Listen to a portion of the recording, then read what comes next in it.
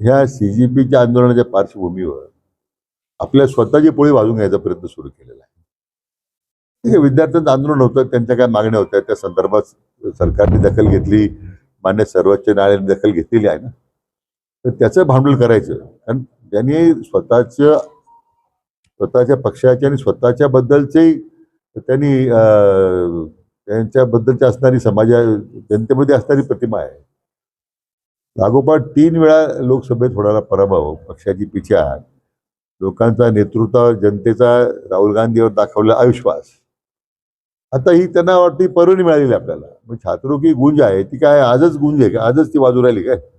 मागच्या सरकार आल्यापासून, मागच्या पंचवार्षिकला, त्या पाठीमागच्या पंचवार्षिकला, आता निवडून आल्यानंतर आतापर्यंत काय झोपले होते की लोक? आता कुठंतरी सरणावरचं पोळी भाजण्याचा प्रकार आहे. स्वतःच्या राजकीय अस्तित्व हे पुन्हा या अशा काही संधीचा फायदा घेऊन मुलांमध्ये, तरुणांमध्ये बुद्धिभेद करण्याचा प्रयत्न होतो.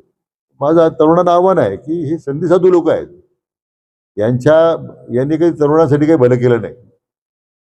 आतापर्यंतच्या वाटचालीमध्ये मग नीट परीक्षा आता आल्यात काय? ठीक आहे, त्या दुरुस्ती होते, काय होते. आता नीट बद्दलही मी स्वतः एक वेगळा प्रस्ताव आदरणीय प्रधानमंत्र्यांना देणार आहे की खरं म्हणजे आता हे राज्य सरकारनेच या परीक्षा घेतल्या पाहिजे. राज्य सरकारने दायित्व उचललं पाहिजे. त्याच्यामध्ये 2 फायदे होतील. एक तर महाविद्यालय असेल किंवा अनुदानित विद्यालय असतील त्यांच्यावर जबाबदारी वाढेल मुलांना चांगलं कोचिंग देण्याचं. हा जो कोचिंग क्लासच्या नावाखाली जी समाजाची लूट सुरू आहे ती ताबडतोब थांबेल. कारण हे सगळे प्रकार कशामुळे घडतात? त्याच्या जीवघेण्या स्पर्धा सुरू झालेल्या आहेत. तर त्याच्याबद्दल राहुल गांधी काही बोलत नाहीये. त्यांना विद्यार्थ्यांचं भलं करायचंच नाहीये. त्या विद्यार्थ्यांचं भलं व्हावं, भविष्यात त्यांचं उज्ज्वल व्हावं अजिबात भूमिका नाहीये. त्यांना या विद्यार्थ्यांच्या आंदोलनाचा आपल्या राजकीय फायद्यासाठी वापर करून घ्यायचा.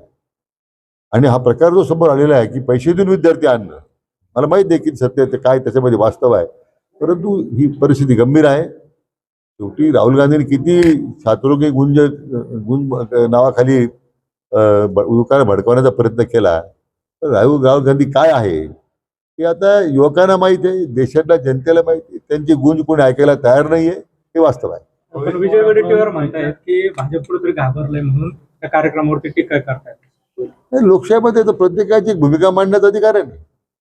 तुम्ही जर अशा पद्धतीने नवटक्या करणार असाल, बेबनाव करणार असाल, तुम्ही आता अशा पद्धतीने जनतेमध्ये काही संभ्रम गुमराह लोकांना प्रयत्न करत असेल तर वास्तव लोकांसमोर आणलंच पाहिजे ना. रोहित पवार स्वागताची बॅनर लावले राहुल गांधी.